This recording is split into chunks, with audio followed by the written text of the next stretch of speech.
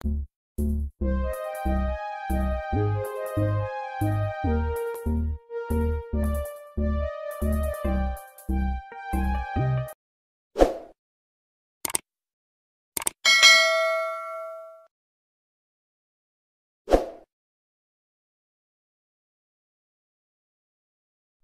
वालेकुम। उम्मीद करता हूं आप सब लोग ठीक ठाक होंगे, खैरियत से होंगे। आज का हमारा जो टॉपिक है वो है स्केलर एंड वेक्टर क्वांटिटीज, और इसके साथ साथ हम डिस्कस करेंगे इसकी रिप्रेजेंटेशन। ठीक है, कि इसको हम रिप्रेजेंट किस तरह करते हैं। तो आते हैं, चलते हैं अपने टॉपिक की तरफ। तो सबसे पहले हम डिस्कस करते हैं स्केलर क्वांटिटीज को। ठीक है, कि what is mean bye scalar quantities.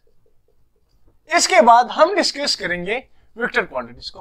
तो स्केलर क्वांटिटीज को पहले डिस्कस करते हैं, आते हैं इसके डेफिनेशन की तरफ। तो दोस क्वांटिटीज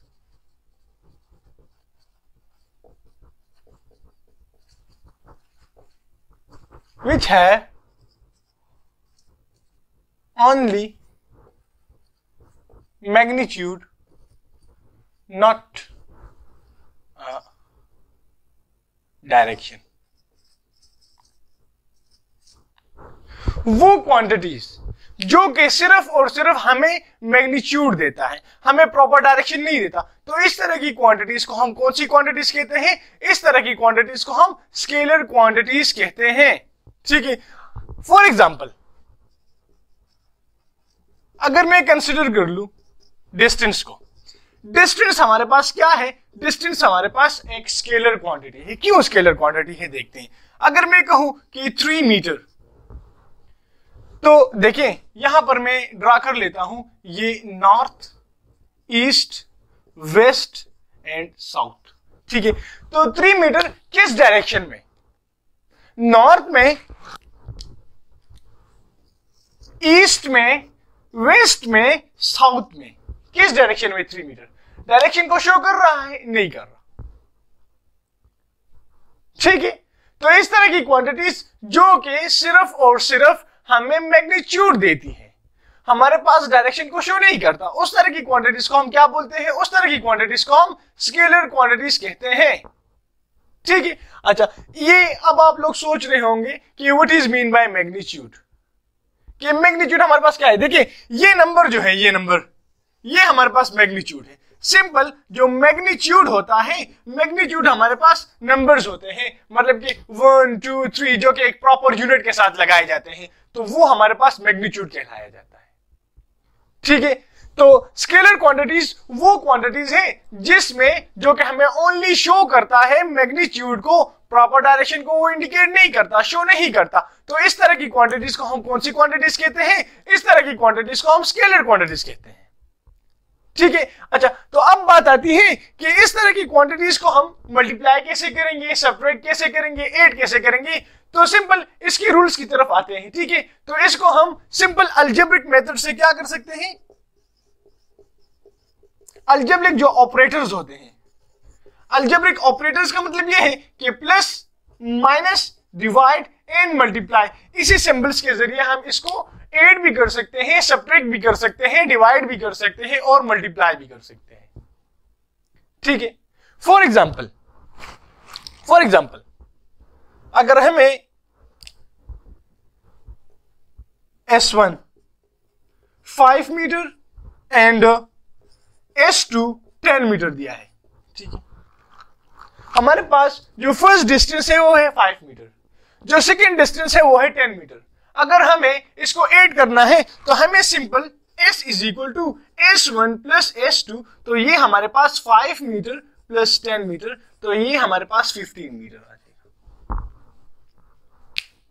ठीक है, फॉर एग्जाम्पल अगर हमें कोई कहे कि इसको सब्ट्रैक्ट कर दे, ठीक है, S2 को S1 से सब्ट्रैक्ट कर दे, तो हम सिंपल कर सकते हैं कि S is equal to S2 minus S1, तो S is equal to 10 minus 5, तो S is equal to 5 metre. ठीक है, अगर हमें कोई कहे कि इन दोनों को आप आपस में मल्टीप्लाई कर दे, ठीक है, स्केलर क्वांटिटीज है ना, इसको आपस में मल्टीप्लाई कर दे, तो simple S is equal to S1 multiply S2, तो S is equal to 5 metre multiply 10 metre, तो ये हमारे पास 50 मीटर आ जाए।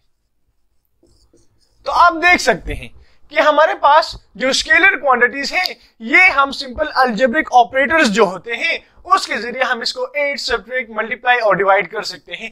इसके लिए कोई खास इस तरह का रूल नहीं है कि इसके जरिए हम इसको 8 सब्ट्रैक्ट मल्टीप्लाई और डिवाइड कर दें। इसको इजीली हम आपस में अलजेब्रिक जो ऑपरेटर्स होते हैं उसके जरिए हम 8 सब्ट्रैक्ट मल्टीप्लाई और डिवाइड कर सकते हैं। ठीक है, अब आते हैं और देखते हैं कि वेक्टर क्वांटिटीज किसे कहते हैं। अच्छा ठीक है, देखिए अब आते हैं, डिस्कस करते हैं वेक्टर क्वांटिटीज को।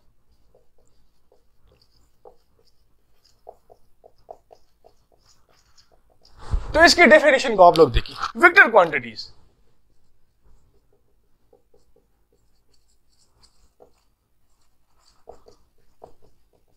those quantities which have magnitude as well as direction is called vector quantities.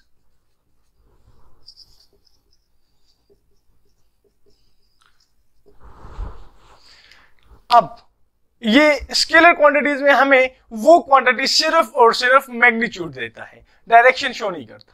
ठीक है, तो वेक्टर क्वांटिटीज हमारे पास इस तरह की क्वांटिटीज है जिसमें ये हमें डायरेक्शन को भी शो करेगा और मैग्नीट्यूड को भी शो करेगा।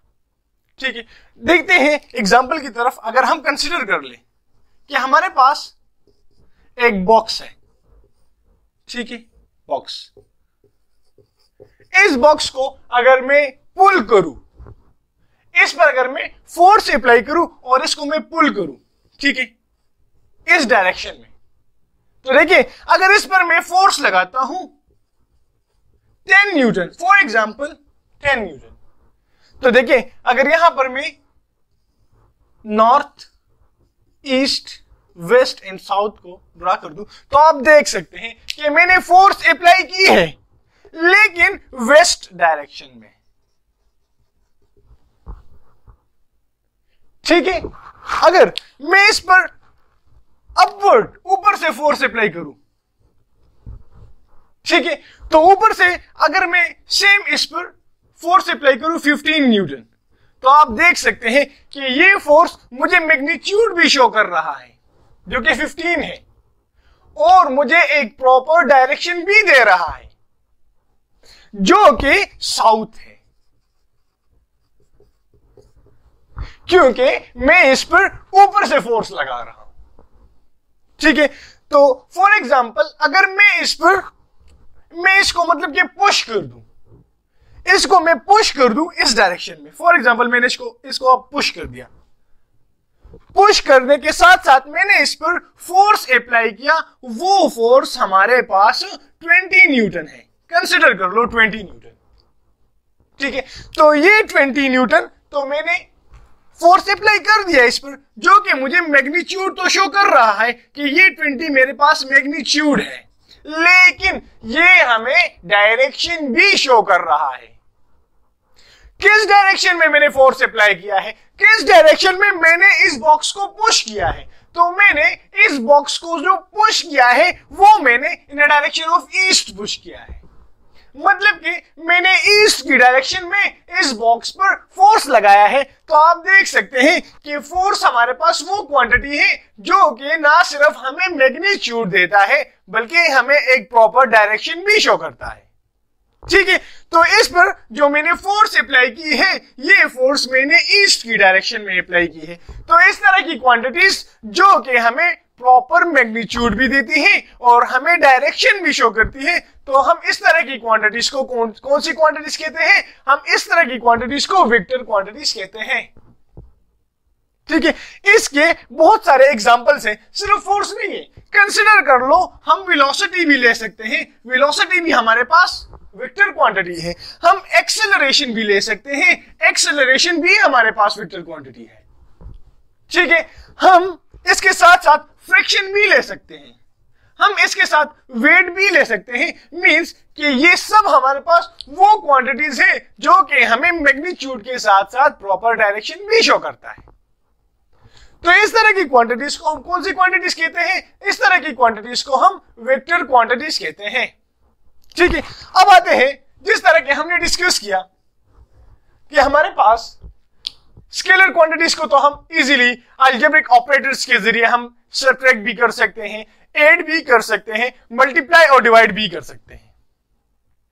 तो अब आते हैं कि हम इस वेक्टर क्वांटिटीज के साथ क्या करेंगे, कि वेक्टर क्वांटिटीज को हम कैसे सब्ट्रैक्ट करेंगे, कैसे उसको हम ऐड करेंगे। तो आते हैं और पढ़ते हैं इसके रूल्स की तरफ। तो देखिए, हम एक रूल यूज करते हैं जिसको हम हेड टू टेल रूल कहते हैं। Head to tail rule, head to tail rule हमारे पास एक ऐसा रूल है जिसके जरिए हम वेक्टर्स को क्या कर सकते हैं, हम वेक्टर्स को ऐड भी कर सकते हैं, सब्ट्रैक्ट भी कर सकते हैं, मल्टीप्लाई भी कर सकते हैं। ठीक है, लेकिन हेड टू टेल रूल पर जाने से पहले हम आपको बताते चले कि हमारे पास इसको रिप्रेजेंट किससे करते हैं, कि वेक्टर क्वांटिटीज को रिप्रेजेंट किस चीज से किया जाता है। सबसे पहले देखते हैं रिप्रेजेंटेशन ऑफ वेक्टर क्वांटिटीज। ठीक है, कि वेक्टर क्वांटिटीज हमारे पास रिप्रेजेंट कैसे की जाती है। तो देखिए, रिप्रेजेंटेशन, तो देखिए हमारे पास रिप्रेजेंटेशन के जो मेथड्स हैं वो हमारे पास 2 है। फर्स्ट वन, हमारे पास जो मेथड है रिप्रेजेंटेशन की वो है सिंबॉलिक रिप्रेजेंटेशन। हमारे पास सिंबॉलिक रिप्रेजेंटेशन है। ठीक है, ग्राफिकल की तरफ आते हैं, ग्राफिकल भी है लेकिन सिंबॉलिक को पढ़ते हैं, सिंबॉलिक के बाद हम हेड टू टेल रूल को पढ़ते हैं, इसके बाद हम ग्राफिकल की तरफ आते हैं। ठीक है, अच्छा, सिंबॉलिकल रिप्रेजेंटेशन। सिंबॉलिकल रिप्रेजेंटेशन हमारे पास क्या है, देखिए इसमें हम वेक्टर को रिप्रेजेंट कर सकते हैं। देखिए, हम तो वैसे भी वेक्टर को रिप्रेजेंट करते हैं अल्फाबेट से। ठीक है, हम अल्फाबेट से रिप्रेजेंट करते हैं। फॉर एग्जांपल, हम कैपिटल अल्फाबेट्स भी यूज करते हैं, ए भी यूज करते हैं, बी भी यूज करते हैं, सी भी यूज करते हैं, डी भी करते हैं, एटसेट्रा। मींस कि हम अल्फाबेट से इसको रिप्रेजेंट करते हैं। ठीक है, हम बड़े अल्फाबेट से भी इसको रिप्रेजेंट कर सकते हैं और छोटे अल्फाबेट से भी इसको रिप्रेजेंट कर सकते हैं। ठीक है, फॉर एग्जांपल, तो हम इसको छोटों से भी रिप्रेजेंट कर देते हैं, ए से, बी से, सी से और डी से। ठीक है, आप लोगों को समझ आ रही है? गौर से देखें, और जिस किसी पॉइंट पर भी कोई क्वेश्चन हो तो आप कमेंट सेक्शन में पूछ सकते हैं। ठीक है, अब देखें यहां पर जो अल्फाबेट्स थे मैंने कैपिटल भी लिख लिए और स्मॉल भी लिख दिए। अब देखिए, हम इस कैपिटल के ऊपर एरो डालते हैं, ठीक है, स्मॉल के ऊपर भी डालते हैं। तो देखिए, ये इसकी फर्स्ट सिंबॉलिक रिप्रेजेंटेशन है कि जब भी स्मॉल अल्फाबेट या कैपिटल अल्फाबेट के ऊपर एक एरो का साइन आ जाए तो वो हमारे पास वेक्टर बन जाता है। ठीक है, ऊपर आ जाए या नीचे आ जाए। अब दूसरा नंबर पर हम ये लिख सकते हैं कि हमारे पास यही अल्फाबेट्स हैं, ए है, बी है, सी है और डी है, जो कि हमारे पास कैपिटल में भी है और स्मॉल में भी है, जो कि ए, बी, सी और डी। ठीक है, अब इस पर मैं नीचे एरो डालता हूं तो ये हमारे पास सिंबॉलिक रिप्रेजेंटेशन में सेकंड मेथड है कि हम सिंबॉलिकली इस दूसरे तरीके से भी वेक्टर को रिप्रेजेंट कर सकते हैं। ठीक है, हम किसी भी अल्फाबेट के ऊपर, चाहे वो स्मॉल हो, चाहे वो लार्ज हो, कैपिटल हो, तो हम इसके ऊपर एरो डाल सकते हैं, उसको वेक्टर बना सकते हैं, या उसके नीचे हम एरो, हेडेड एरो डाल सकते हैं, उसको वेक्टर बना सकते हैं। ठीक है, और तीसरा जो मेथड है इस सिंबॉलिकल रिप्रेजेंटेशन में, बोल्ड फेस। बोल्ड फेस कि हम किसी अल्फाबेट को, चाहे वो स्मॉल हो चाहे वो कैपिटल हो, तो उसको हम बोल्ड कर लेते हैं। अच्छा, अब आप लोग क्वेश्चन करेंगे कि हम इसको बोल्ड लेटर कहां पर यूज करते हैं और इसको क्यों, मतलब कि ये रिप्रेजेंटेशन दी गई है सिंबॉलिकल में। देखिए, अक्सर जब हम कंप्यूटर पर टाइपिंग करते हैं, टाइपिंग के दौरान हमें एमएस वर्ड में फॉर एग्जांपल कोई टाइपिंग कर रहा है, तो इसमें ये ऑप्शन नहीं है कि वो किसी भी अल्फाबेट के ऊपर एरो डाल दे या किसी भी अल्फाबेट के नीचे एरो डाल दे। तो ये हमारे पास बहुत ही मुश्किल हो जाता है कि हम टाइपिंग के दौरान किसी भी क्वांटिटीज को वेक्टर में शो कर सकें। ठीक है, तो इसलिए हमें एक थर्ड ऑप्शन गिवन है कि हम उसको बोल्ड कर सकते हैं, तो इसलिए हम बोल्ड फेस भी यूज करते हैं, और बोल्ड फेस भी हमारे पास वेक्टर रिप्रेजेंटेशन की एक अलामत है। हमें वेक्टर रिप्रेजेंट करता है बोल्ड फेस, वो हमें शो करता है कि ये हमारे पास एक वेक्टर क्वांटिटी है। ठीक है, अच्छा अब देखते हैं हेड टू टेल रूल की तरफ। ठीक है, या हेड टू टेल रूल पर जाने से पहले डिस्कस करते हैं ग्राफिकल रिप्रेजेंटेशन को भी डिस्कस करते हैं कि what is mean bye graphical representation. ठीक है, सेकंड वन हमारे पास है graphical representation.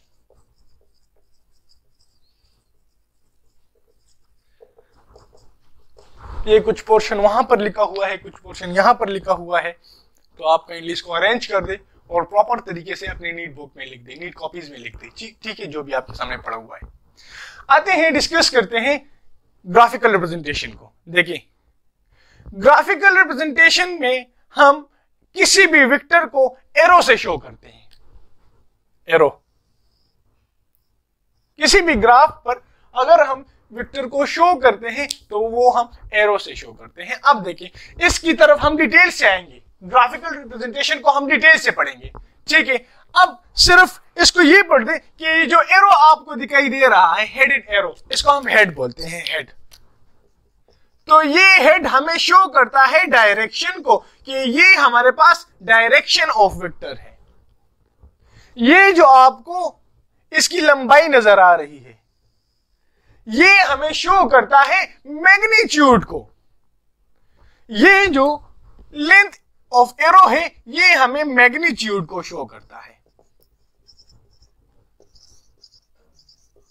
Magnitude of a quantity. ठीक है, बाज जगहों पर ये एरो हम स्मॉल डाल लेते हैं इस तरह, बाज पर हम इसकी लेंथ बढ़ा देते हैं। तो आप लोगों को समझ जाना चाहिए कि इसकी जो लेंथ है, एरो की जो लेंथ है, ये हमें शो करता है किस चीज को, मैग्नीट्यूड को, और उसका जो हेड है वो हमें शो करता है डायरेक्शन ऑफ क्वांटिटी को, direction of a vector quantity को। ठीक है, तो यहां पर हमारे पास ये था ग्राफिकल रिप्रेजेंटेशन। इसकी तरफ हम डिटेल से आएंगे, ग्राफिकली इसमें बहुत सारी बातें हैं, लेकिन ये रिप्रेजेंटेशन मैंने हेड टू टेल रूल के लिए की है। अब आते हैं हेड टू टेल रूल की तरफ। फॉर एग्जाम्पल अगर हमें वेक्टर्स दिए गए हों, एक वेक्टर दिया गया है ए, ठीक है, दूसरा वेक्टर दिया गया है बी, और थर्ड वेक्टर दिया गया है सी। वेक्टर ए दिया गया है, वेक्टर बी और वेक्टर सी, और हमें कहा गया है कि इसको आप क्या करें, इसको आप ऐड कर दें। ठीक है, इसको आप ऐड कर दें। देखिए, हेड टू टेल रूल।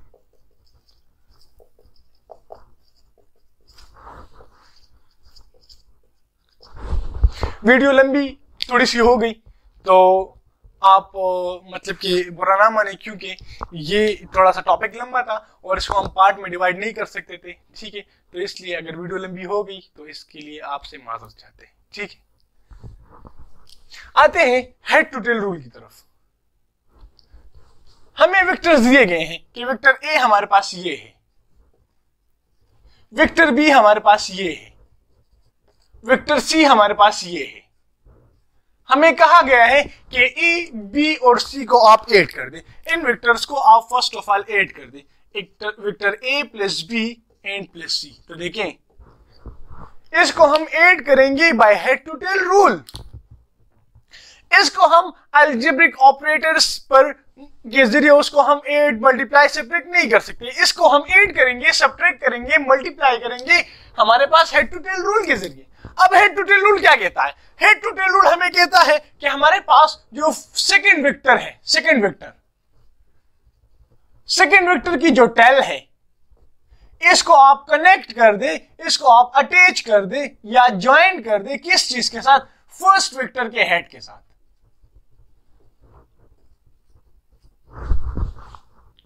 ठीक है, the tail of the second vector join with the head of the first vector, then tail of the third vector join with the head of the second vector, and this process is so on. तो इस तरह हमारे पास vector A, B और सी है। अगर इसको हम add करना चाहते हैं तो देखिए मैंने फर्स्ट वेक्टर ए को ड्रा कर दिया है जो कि ये है। अब ये तो फर्स्ट वेक्टर था, अब मैं सेकेंड वेक्टर को इस फर्स्ट वेक्टर के साथ क्या करूंगा, ज्वाइन करूंगा। लेकिन इसकी जो टेल है, टेल, इसको मैं इस वेक्टर के हेड के साथ क्या कर लूंगा, ज्वाइन कर दूंगा। हेड टू टेल रूल के मुताबिक, जो कि उसकी रूल्स है, ठीक है ना, कि हमें सेकेंड वेक्टर के टेल को फर्स्ट वेक्टर के हेड के साथ ज्वाइन करना है। ठीक है, अब देखते हैं इस तरह थर्ड वेक्टर के टेल को भी सेकेंड वेक्टर के हेड के साथ ज्वाइन करते हैं। ठीक है, और लास्ट में हम एक रिजल्टेंट ड्रा करेंगे, इसका सम हम ड्रा करेंगे, रिजल्टेंट।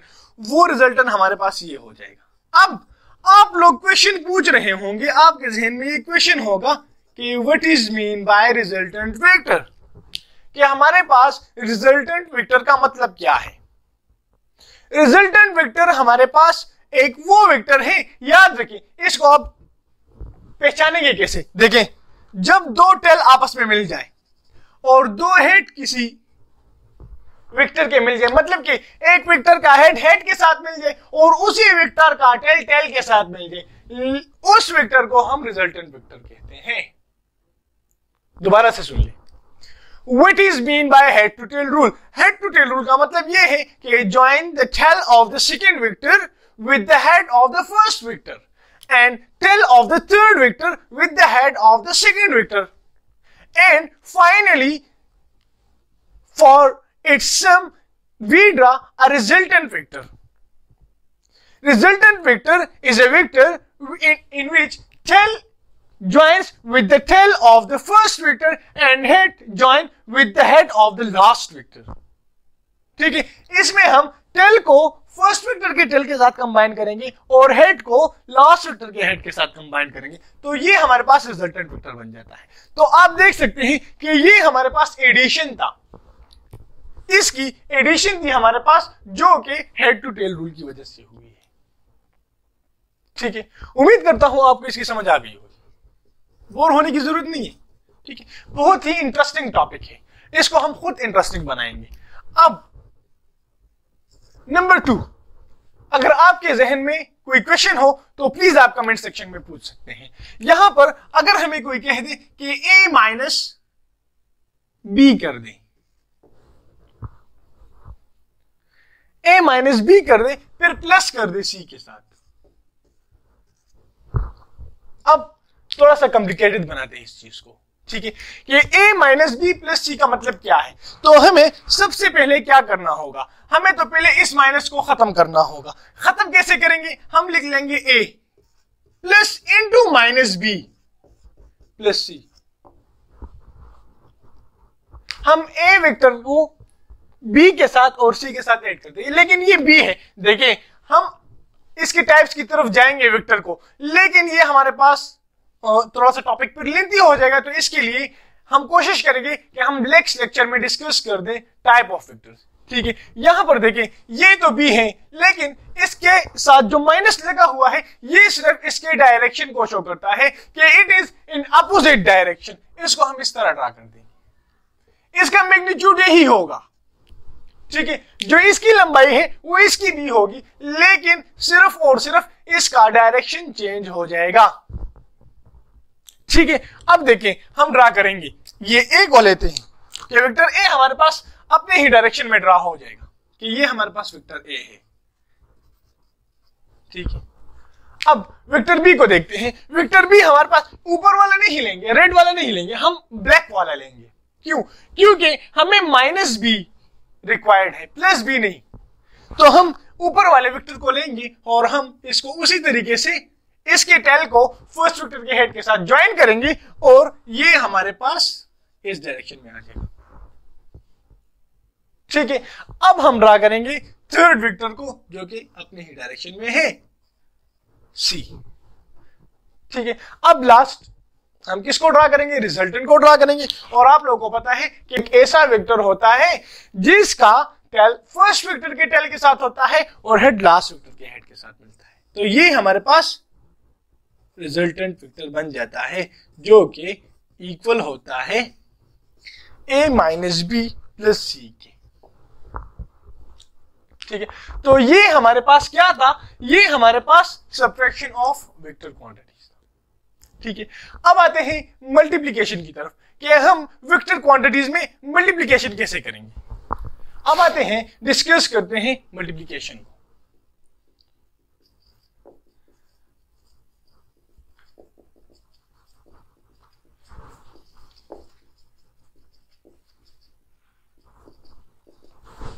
मल्टीप्लिकेशन ऑफ वेक्टर्स देखिए, ये दो किस्म के हैं। दो किस्म के हमारे पास इस तरह, गौर से देखें, बोर तो नहीं हो रहे। अगर बोर हो रहे हैं तो हमें कुछ टाइम दे दें, क्योंकि इसको डिस्कस करना लाजमी है।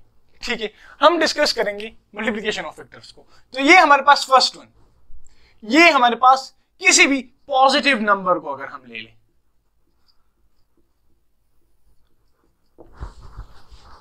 ठीक है, इसमें हम किसी भी पॉजिटिव नंबर को ले लें। फॉर एग्जांपल हमारे पास एक वेक्टर ए है, हमें कोई कह दे कि हमें इस वेक्टर के साथ 3 को मल्टीप्लाई करना है, हमें फाइंड आउट कर दे कि 3a हमारे पास किस चीज के इक्वल होगा।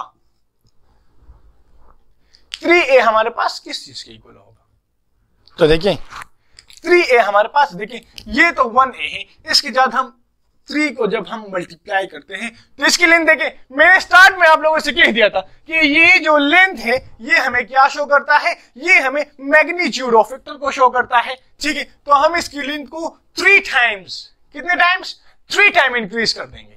देखिए ये तो इतना है, तो हम इसको इतना इंक्रीज कर देंगे।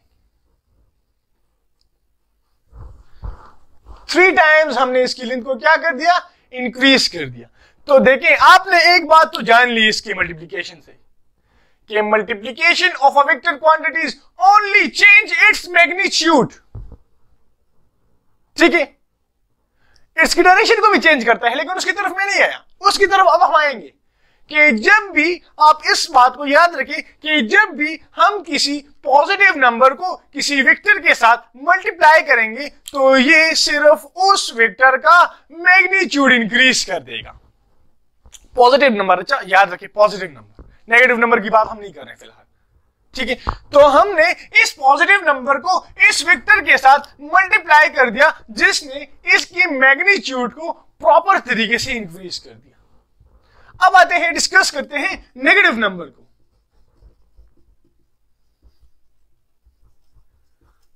नेगेटिव नंबर, क्या हमारे पास नेगेटिव नंबर का क्या इफेक्ट होगा उस वेक्टर पर, यही वेक्टर लेते हैं। ठीक है, इसी वेक्टर को लेते हैं, वेक्टर ए जो है हमारे पास, इस वेक्टर के साथ अब हम मल्टीप्लाई करेंगे 3a, लेकिन वो 3 हमारे पास -3a होगा, मींस कि ये नंबर हमारे पास नेगेटिव होगा। अब देखते हैं कि ये इस पर क्या इफेक्ट डालता है। तो ये देखें, हम इसके साथ जब माइनस को मल्टीप्लाई करेंगे तो ये इसकी मैग्नीट्यूड को तो इंक्रीज कर देगा, लेकिन इसके डायरेक्शन को भी चेंज कर देगा। देखिए ये तो हमारे पास a है, देखिए इसके साथ अगर मैं -3a मल्टीप्लाई कर दूं, -3 मल्टीप्लाई कर दूं इस a के साथ, इस वेक्टर के साथ, तो देखिए इसकी डायरेक्शन भी हमारे साथ चेंज हो जाती है। तो इससे हमें यह बात साबित हो जाती है कि जब भी हम किसी वेक्टर के साथ पॉजिटिव नंबर को मल्टीप्लाई करते हैं तो उसके मैग्नीट्यूड को सिर्फ वो चेंज करता है, और जब हम उसके साथ किसी नेगेटिव नंबर को मल्टीप्लाई कर देते हैं तो वो हमारे साथ इसकी डायरेक्शन को भी चेंज कर देता है और उसकी मैग्नीट्यूड को भी चेंज कर देता है। तो ये हमारे पास था multiplication of a vector, multiplication of a number with a vector. ठीक है, इसमें हमने जानने की कोशिश की addition of a vector, subtraction of a vector and multiplication of a vector, coordinate system.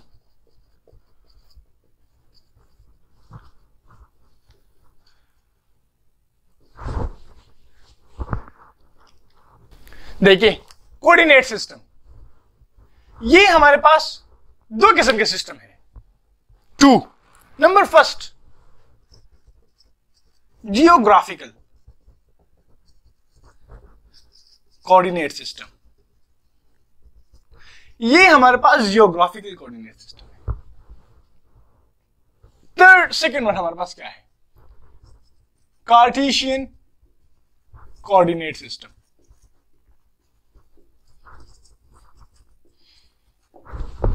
इसमें इतना फर्क नहीं है, ठीक है, लेकिन ये जो जियोग्राफिकल कोऑर्डिनेट सिस्टम है, इसमें देखें हम लेते हैं किस चीज को?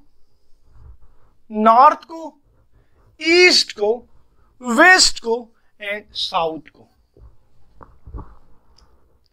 इस पर जब हम किसी वेक्टर को रिप्रेजेंट करते हैं तो ये हमारे पास जियोग्राफिकल कोऑर्डिनेट सिस्टम बन जाता है। कौन सा सिस्टम बन जाता है? जियोग्राफिकल कोऑर्डिनेट सिस्टम, ठीक है। अच्छा, अब देखिए कार्टेशियन कोऑर्डिनेट सिस्टम किसे कहते हैं?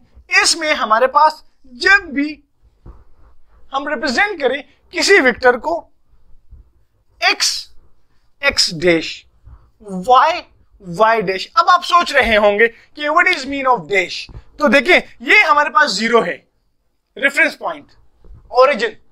इसके उस साइड पर हमारे पास पॉजिटिव वैल्यूज हैं, इसके इस साइड पर हमारे पास नेगेटिव वैल्यूज हैं, इसकी इस साइड पर हमारे पास पॉजिटिव वैल्यूज हैं और इस साइड पर हमारे पास नेगेटिव वैल्यूज हैं, ठीक है। तो देखें जब भी हम किसी वेक्टर को इस पर रिप्रेजेंट करते हैं तो ये हमारे पास क्या कहलाता है? Cartesian coordinate system.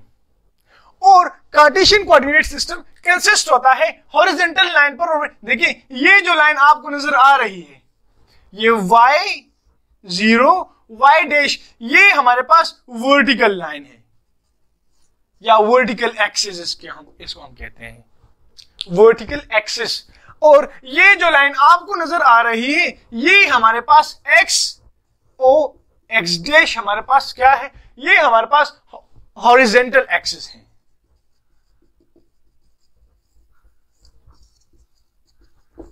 तो इस पर जब हम किसी वेक्टर को रिप्रेजेंट करते हैं तो वो हमारे पास क्या कहलाया जाता है? वो हमारे पास कार्टेशियन कोऑर्डिनेट सिस्टम कहलाया जाता है। और इस पर जब हम उसको रिप्रेजेंट करते हैं तो वो हमारे पास जियोग्राफिकल कोऑर्डिनेट सिस्टम कहलाया जाता है, ठीक है। उम्मीद करता हूं आपको आज का टॉपिक समझ आ गया होगा। अगर इसमें किसी भी किस्म का क्वेश्चन हो तो आप कमेंट सेक्शन में पूछ सकते हैं। तब तक के लिए अल्लाह हाफिज।